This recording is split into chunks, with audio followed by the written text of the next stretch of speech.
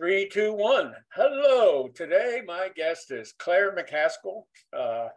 I'm so thrilled. I've known her since when she first ran for U.S. Senate and was elected. I've always said about Claire, if she was born in Illinois, she would be president of the United States today. I believe that with all my heart.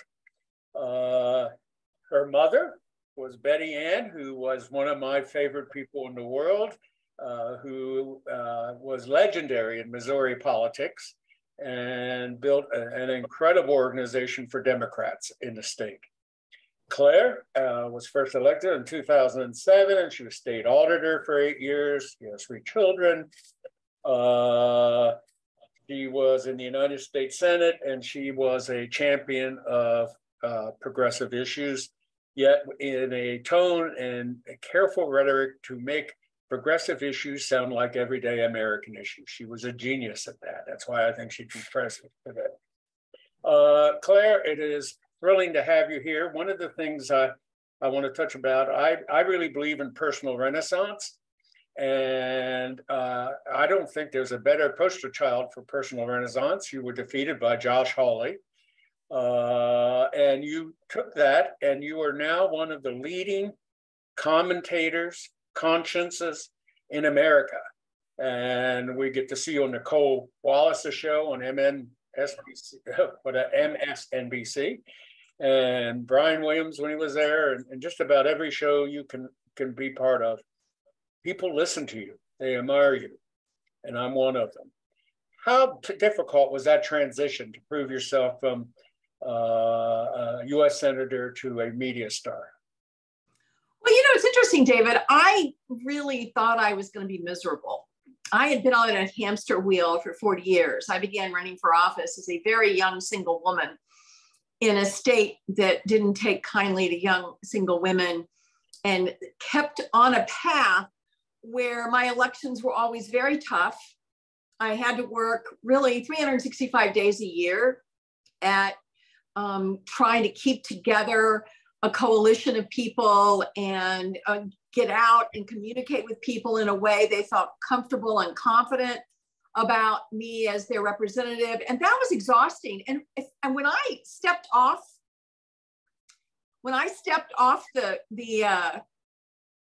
the wheel, so to speak, the hamster wheel, I really thought I was going to be miserable. As it turns out, I am so happy. It is ridiculous. I feel guilty. I am so happy.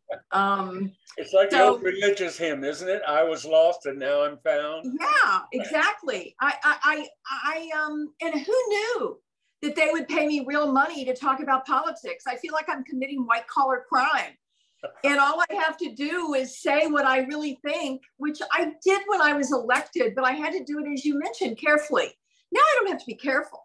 I can just be passionate and plain spoken and try to get to the bottom line as quickly as possible, because I think that's what people appreciate about communicators, is when they, people that instead of talking in paragraphs, just talk in plain declarative sentences and say it. And I'm having a ball. I don't have to work that hard, but I really still feel like I'm contributing. So I have a chance to travel, be with my family, but still have a voice out there, which is very, very important to me. Well, which is not only a national voice now, but an international voice. And I think you probably impact more people for your commentary than you did as a U.S. Senator. I think we see the real Claire McCaskill. It is a sheer delight to see you thrive in your new renaissance. Couple questions. You were in Congress and in office a long time. Clearly you're doing fine being out of office. I looked at Senator Grassley, and he'll be 95 if he wins re-election this year. And I know you have spoken about this, and I want to get your opinion. Do you think there should be age limits for people in Congress?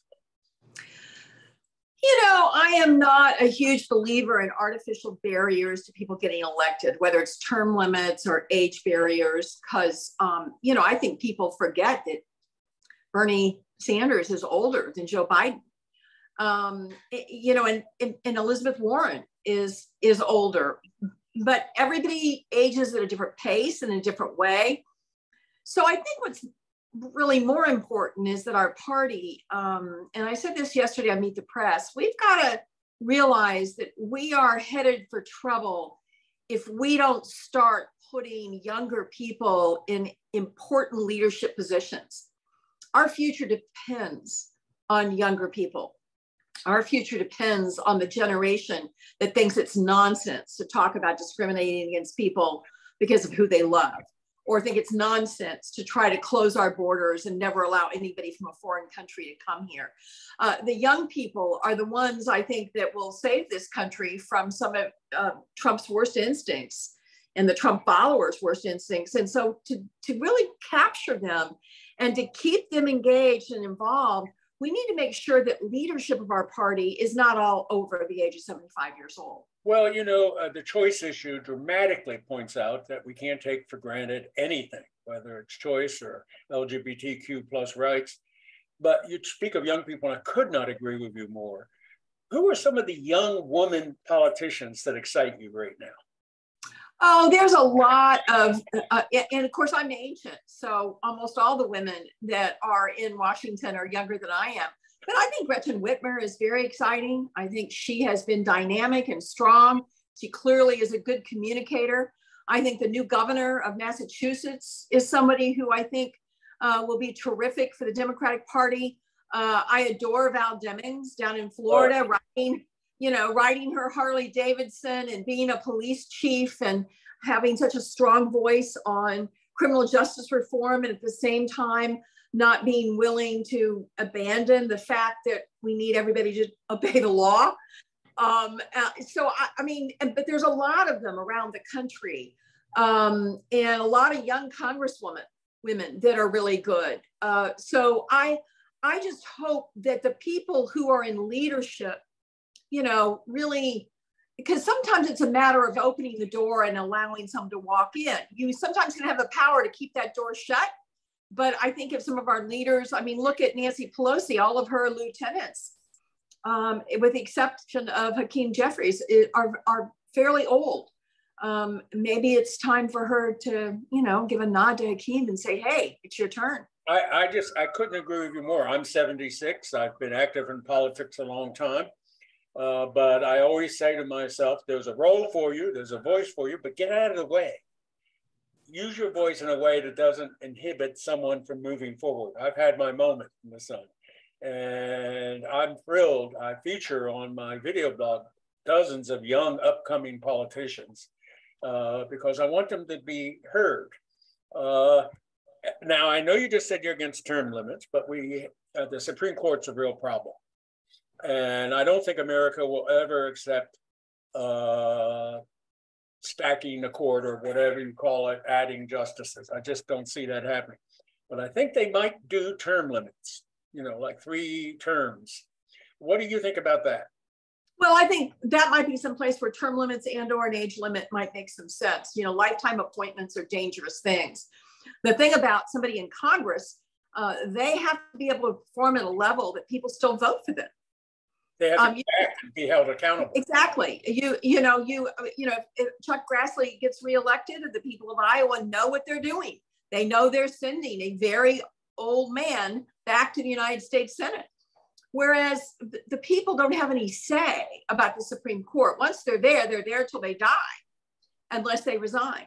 And so I think that's a strong argument can be made that at a certain age, they must retire or they can only serve a set number of years before they are forced off the court. I think both those things make some sense. Clarence Thomas has been there since 1991, some 30 some years, approaching the record. There's no way that he could be current on what people feel at the grassroots level. As you say, in Congress, you have to go back and convince them you're current and you still represent them and they're excited about you. But I think we dramatically need some sort of reform in the Supreme Court. And I think the one that the American people would accept is term limits. You have 3 children. How optimistic are you for their future?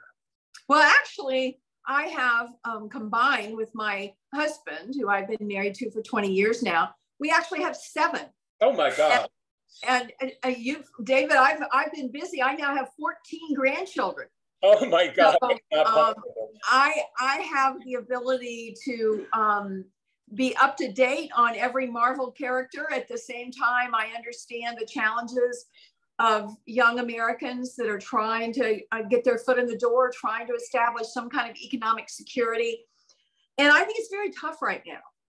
I think it's tough to raise children right now with the new era of social media and the peer pressure that is on steroids because of what social media has done in terms of, you know, peer approval and what they can be exposed to online. I mean, listen, the internet's done a lot of good things, but there's really some scary things it's done. And I see my children struggling with how they limit their children's access, especially in the formative years during puberty and young teen years, when we have such a sad state of affairs in terms of mental health issues in this country. I think it's something that the next generation of leaders is really going to have to get their arms around, because we have neglected mental health in this country for way too long.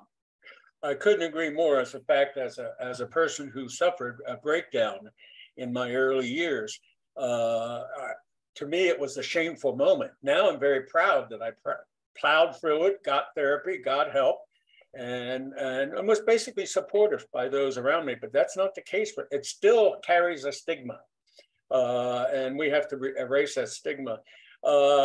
One last question, and then I'm going to let you go, because you just got off the show, and I know with all those grandchildren, you have better calls to make. I didn't realize what you were dealing with. Climate change. How close do you think we're on the verge of dealing with it seriously in America? Well, I think we are at a tipping point. I think the legislation that was just passed is going to put some economic incentives in the right places. And, you know, that usually works in America. If you put economic incentives in the right places, people will follow the money, so to speak. So I think you're going to see a real new era of not just electric vehicles, but more solar power, more wind power. I mean, we are not to the point that we can completely divorce ourselves from fossil fuels, because we just don't have the technology at an affordable place yet for most Americans. But this bill is really going to help.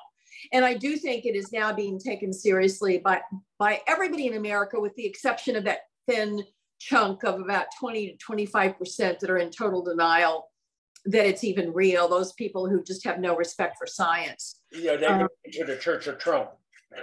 Exactly. Exactly. And hostile of Trump. Yeah, but farmers in Missouri, they know it's real at this point. They're seeing the swings in weather. They're seeing the droughts. The folks out west are seeing the wildfires. You know, we're watching in front of our very eyes what we have done. And now it's up to us to make sure that we do what we must do to save it for those really cute grandchildren of mine. Exactly. And Claire, you have always been a heroine of mine. You are the patron saint of women running for office. And I could not be more proud to have you on my channel today. Thank you. Well, and before I say goodbye, David, let me just say that I think one of the things that you have done throughout your life is you've been willing to be a soldier on the front lines and also on the back lines. So you've been willing to fight in the streets, and you've also been willing to strategize in whatever coffee shop you could find with other like-minded people. I really do think it's important that people don't forget that we are hanging on by a thread right now in terms of our democracy. I got defeated by a guy who is going to vote no on the codification of gay marriage in this country. That's disgusting as far as I'm concerned in this day and age. And, you know, that happened in my state. It can happen in every state. And I think so often people don't think it can happen where they live, but everybody needs to vote. Everybody needs to find 5 people to register. Everybody needs to be the kind of soldier you've been your entire life. And I'm proud to call you a friend, and it's been great fun to be with you today. Thank you so much, Claire. And I hope that viewers will subscribe as they look at this. Just push the button down below. Have a wonderful fall, and much love to you and your family. Thank you, David. Bye-bye. Bye.